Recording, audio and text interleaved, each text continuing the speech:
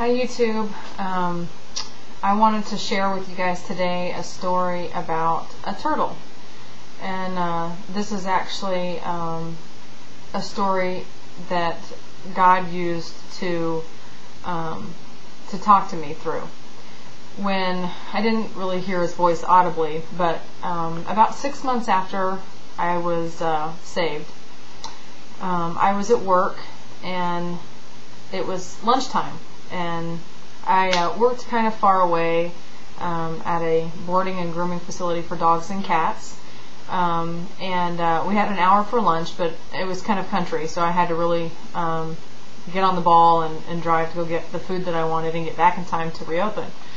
So I was driving down this 2-lane road, and it was like 60 miles an hour, and I get down the road a bit and I see a turtle had made its way past the first lane into the middle of the road and was trying to work its way across the other lane of highway that I was driving down. And I saw it there and I thought, oh, that doesn't look so good. Looks like looks like a accident waiting to happen. But I kept driving because I was in a hurry to get my food and get back to work. And I heard God in my spirit say, stop and move the turtle. And I didn't do it. And I kept driving. And again I heard God say, stop and move the turtle. I told you to stop and move the turtle out of the road, help it get to the other side. And again, I ignored the voice of God. I drove about another mile down the road and I got to the stop sign, and God was clear, and He said, I told you to turn around and move that turtle out of the road. You are blatantly disobeying what you know you should do. So I did. I turned around to go back and move the turtle out of the road, and at this point I realized that, oh my gosh, what if I'm too late? Then I started feeling panicked, and frantic about the whole thing. And so anyway, I drive back and I spot the turtle, and I'm so happy it's not dead yet, but it's about a foot out from the middle of the road, right in line with people's tires.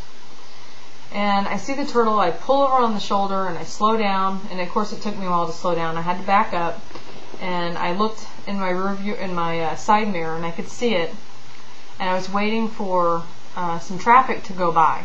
And I finally had my moment. I got out of the car and I went to close the door and go over and get the turtle and move it out of the road, and all of a sudden I heard this huge diesel truck come up behind me and just go crack right over the top of the turtle.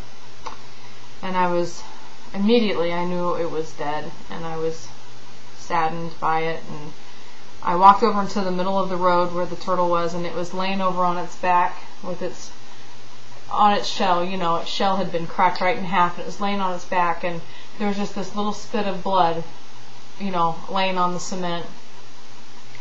And I just looked at the turtle and I just sobbed, and I cried and I cried and I cried, thinking, wow, I could have done something to help here. God told me to move it. Had I done that, it would still be alive right now. And so I was sad. I got back in my car though, and it took me a second to get myself together. And I immediately started, making excuses for myself.